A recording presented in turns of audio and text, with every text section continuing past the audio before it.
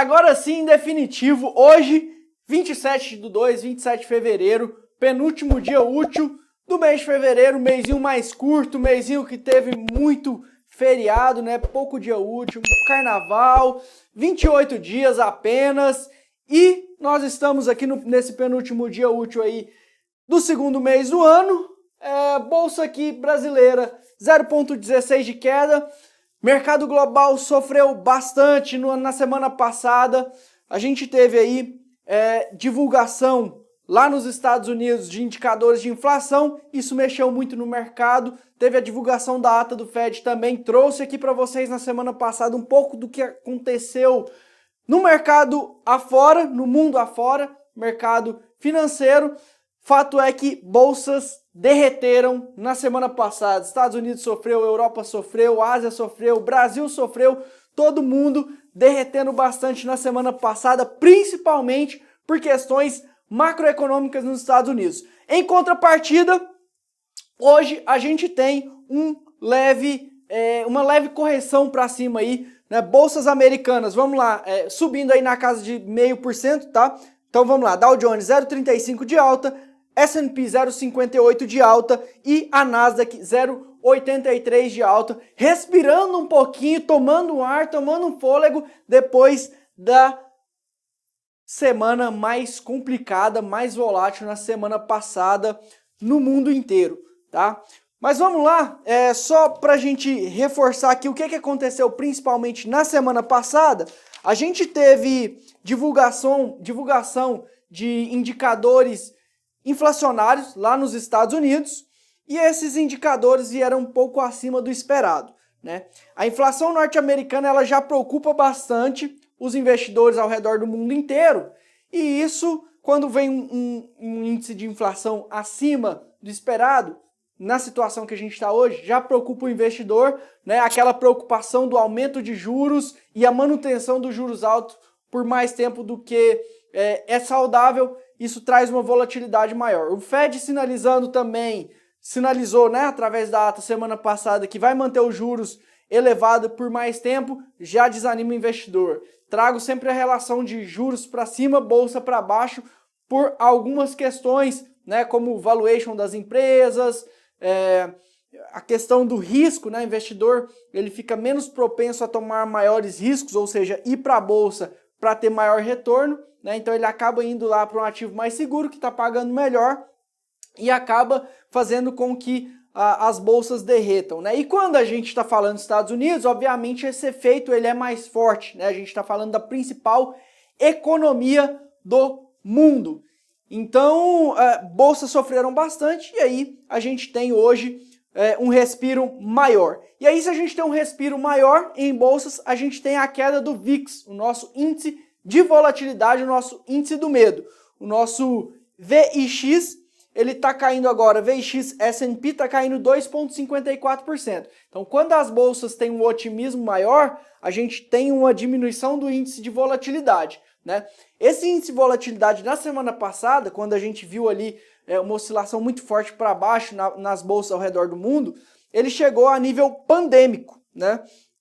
Hoje o VIX do S&P ele tá aí na casa, sendo negociado aí na casa, negociado não, é um índice, tá? Então não é negociado, mas ele tá aí na casa de 21 pontos, tá?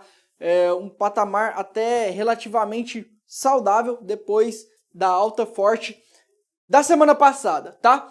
Bolsas na Europa também vêm com uma alta mais forte também, tá? Acima, média ali das bolsas, principais bolsas, acima de 1%. De alta para essas bolsas. Essa semana a gente tem prévias de indicadores aí, impressões inflacionárias das principais economias europeias, tá? Então Espanha, França, Alemanha, Itália vão soltar aí impressões inflacionárias, e o Banco Central Europeu está sinalizando uma alta de 50 pontos bases ou 0,5 pontos percentuais para a próxima reunião para a taxa de juros europeia, tá? Da zona do euro. Fato é que esses 50 pontos base, esses 0,5 pontos percentuais, alguns investidores estão cautelosos com que essa alta não seja um pouco maior. Por isso a importância das impressões inflacionárias que sairão essa semana, tá? Alguns dados de inflação nesses países, em economias importantes ali, principalmente para a zona do euro. Olho nesses dados, porque eles vão ditar ali como que vai ser o andar ou as diretrizes do Banco Central Europeu para a próxima reunião, tá? Voltando um pouquinho aos Estados Unidos, além de tudo que eu comentei aqui sobre a questão macroeconômica, né, o dado de inflação acima do esperado e aí o medo com que a taxa de juros suba mais ainda, a gente tem essa semana a divulgação da confiança do consumidor, um dado que eles olham bastante lá e que pode ser pauta aí para os noticiários durante essa semana, no decorrer dessa semana.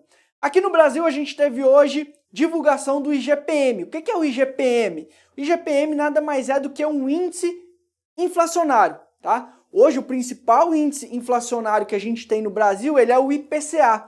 O IPCA é o Índice de Preço ao Consumidor Amplo. Esse IPCA, ele é divulgado pelo Banco Central, perdão, pelo IBGE.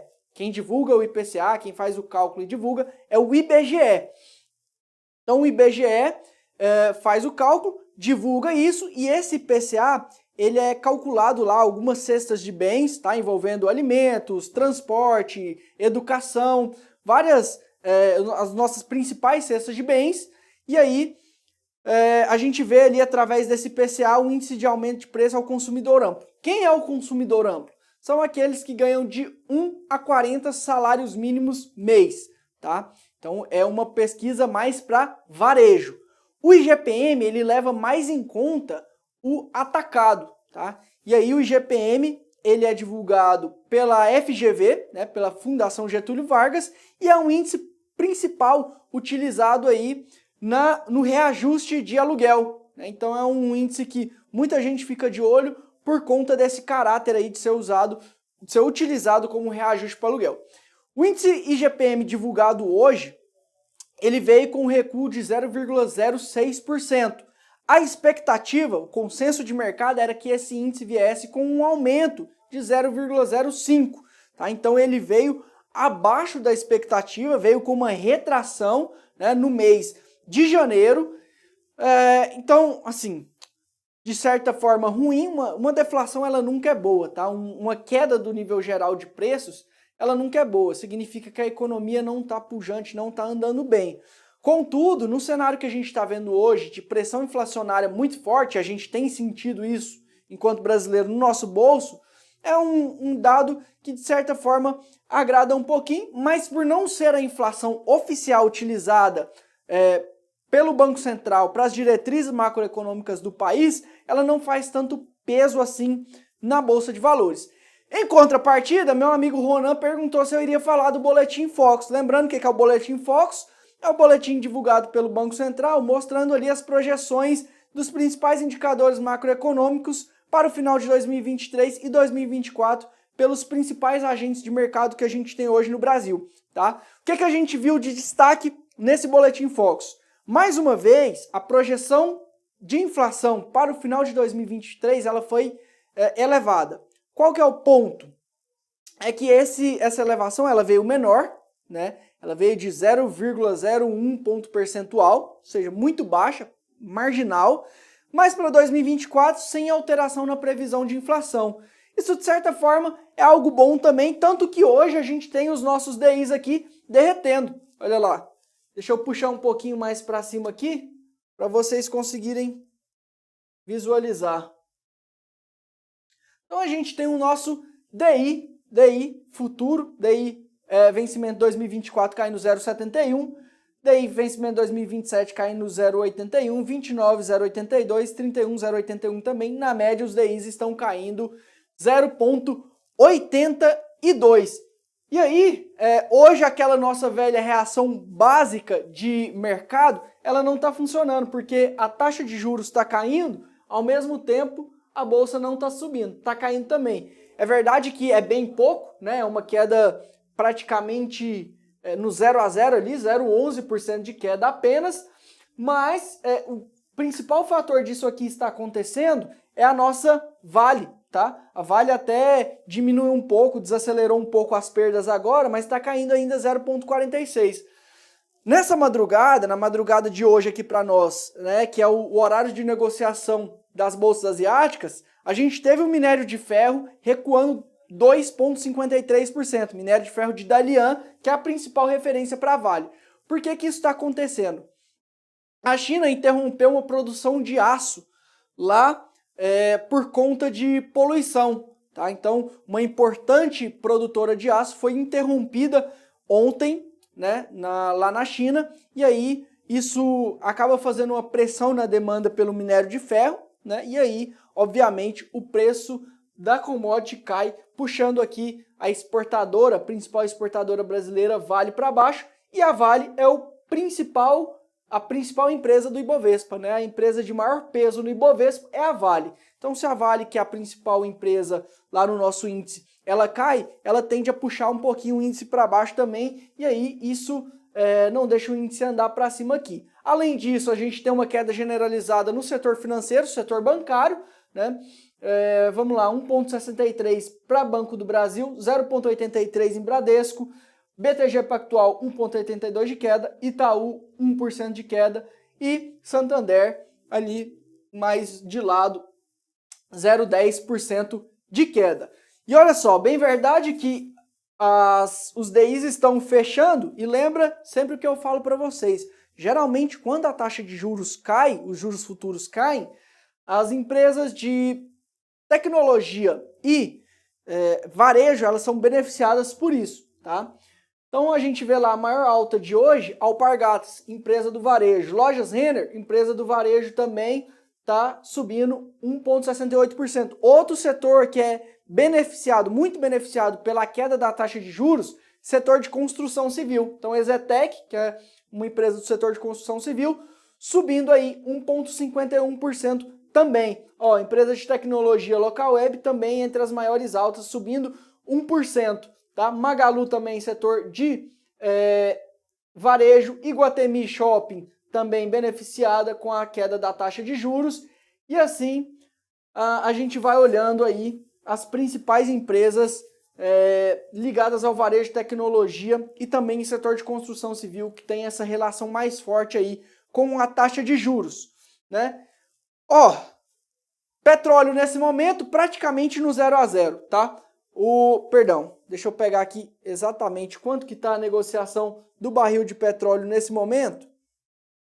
1% de queda, tá? Petróleo Brent, que é a principal referência para a nossa Petrobras, sendo negociado aí a quase 82 dólares o barril, tá?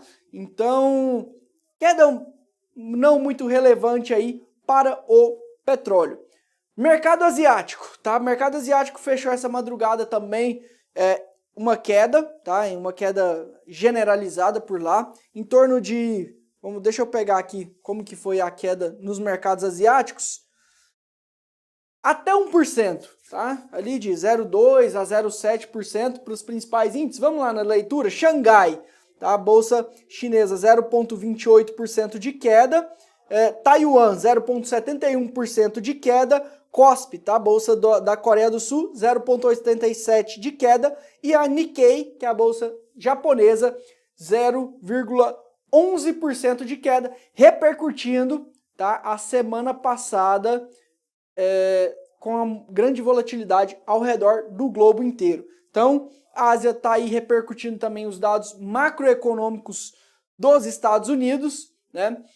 E aqui no Brasil a gente vai acompanhando aí também outra questão importante para a política fiscal brasileira, que é a oneração/desoneração dos impostos sobre os combustíveis, né? Isso aí, hoje a gente tem essa isenção dos impostos sobre alguns impostos sobre o combustível, e aí se a gente tem a oneração, né, se esses impostos voltam, a gente provavelmente vai sentir um impacto ali sobre o preço da gasolina na bomba.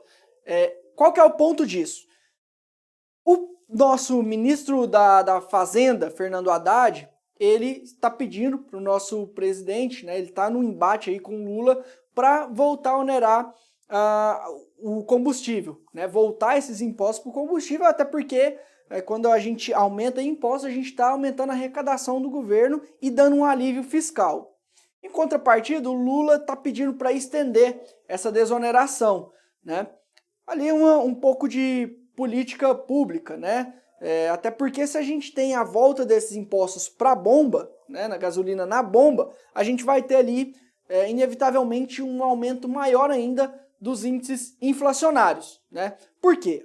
O transporte, além dele ser um componente do IPCA, do nosso IPCA, ele também afeta toda a cadeia, né? Se eu aumento o preço do transporte, eu vou ter que aumentar, por exemplo, o preço do alimento, porque esse alimento em algum momento ele é transportado para chegar até o consumidor final. Então eu vou aumentando a cadeia, né? Por isso que quando a gente teve lá o corte desses impostos ali na bomba, né, refletindo ali na gasolina, a gente teve deflação, diminuição do nível geral de preços. Aí quando a gente tem essa deflação, isso afeta principalmente aí na gasolina, isso afetou toda a cadeia, e aí a gente conseguiu ver aí um pouco melhor o aumento um pouco menor do índice geral de preços, né?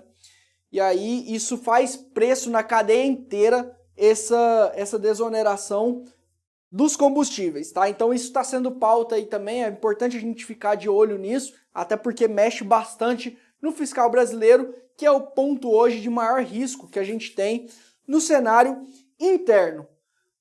Então, setor aqui de papel e celulose também, uma alta de 0,53 para Klabin e 0,80 em Suzano, dólar subindo 0,33%, e aqui a gente tem a nossa Petrobras, cadê meu mouse aqui?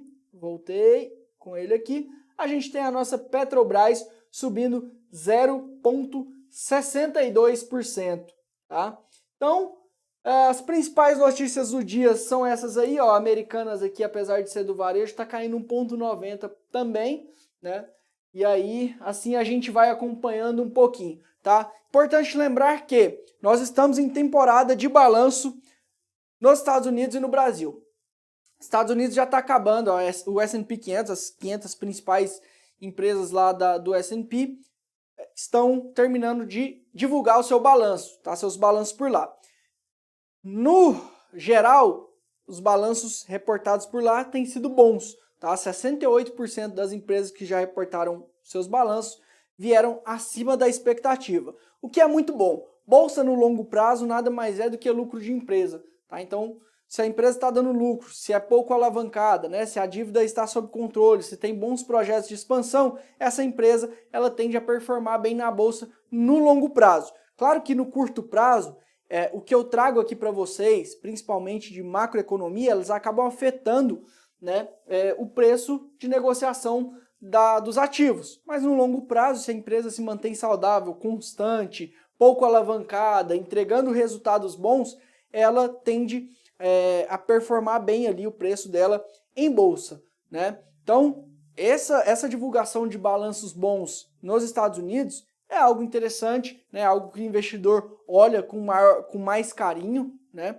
para as empresas de lá. E aqui no Brasil também a gente está na temporada de divulgação de resultado, inclusive hoje tem IRBR, tá? Divulgação de IRBR, um importante player do mercado aí que se tornou importante, principalmente depois de toda a questão contábil que a gente teve lá no final de 2019, começo de 2020, ali, pré-pandemia, né, onde uma gestora, a Esquadra, soltou uma carta ali falando sobre as fraudes contábeis que tinha na IRBR. Desde então, o ativo sofreu bastante, nunca mais conseguiu voltar nem próximo, né, muito longe, ao preço pré-pandêmico. Então, IRB e IRBR divulgando o resultado hoje, após o fechamento de mercado. No mais é isso, a gente vai acompanhando aí ao longo da semana os principais noticiários, o que está fazendo preço na nossa bolsa, o que influencia o nosso Ibovespa, o que influencia o preço da Vale, de Petrobras, dos nossos bancos, como que está o nosso dólar, como que está a nossa taxa de juros futuras, tudo que for de mais relevante aí para o nosso mercado. Estarei trazendo aqui todos os dias, de segunda a sexta, 1h15 da tarde, no meio do mercado, comigo. E agora, eu vou chamar aqui, quem que eu vou chamar? Me ajuda aí, Samuca, quem que vem? Tem comentário, então vamos ler o comentário, vamos lá. Gabriel no mercado. Você tem CNPI? O Gabriel no mercado tem CNPI. O Gabriel no mercado é o cara, o xerife trader. Tá querendo um parceiro que apareça lá no canal dele em X hora do dia para falar algo sobre a bolsa. Tipo, aí ó, o Gabriel no mercado, depois dá uma lida aí no comentário do Thales. Olha lá, divulga o canal. As ações de RBR Brasil, a empresa comunicou que mudou a data de divulgação dos resultados dos quartos meses para dia 8 de março. Isso é um perigo, né, o Wagner? Obrigado pelo alerta, Wagner. Olha aí, ó, o Wagner alertou a gente aqui de que o IRBR, Institutos Resseguros do Brasil, mudou a divulgação do quarto trimestre de 2022 para o dia 8 de março.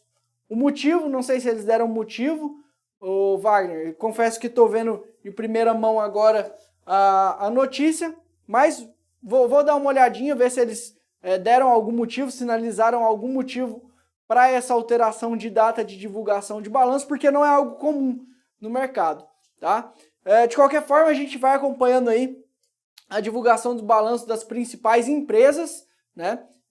E de players importantes do nosso mercado, porque de forma geral, ao contrário do que a gente está vendo lá nos Estados Unidos, o Brasil não está com essa porcentagem muito alta de reportes de balanço melhor do que o esperado, né? Então é importante a gente ficar de olho nessas divulgações, tá? E qualquer notícia nova, a gente vai atualizando vocês aqui. Eu vejo vocês amanhã, porque agora quem está chegando aqui é o meu parceiro, o melhor analista CNPI do Brasil, Gabriel no mercado. Um dia chegaremos lá. O homem da análise técnica. Um dia chegaremos lá. Muito obrigado pelo espaço. Querido. Até amanhã. Muito obrigado você que acompanhou hoje no Meio do Mercado. Um abraço e até amanhã. Até amanhã. É nós.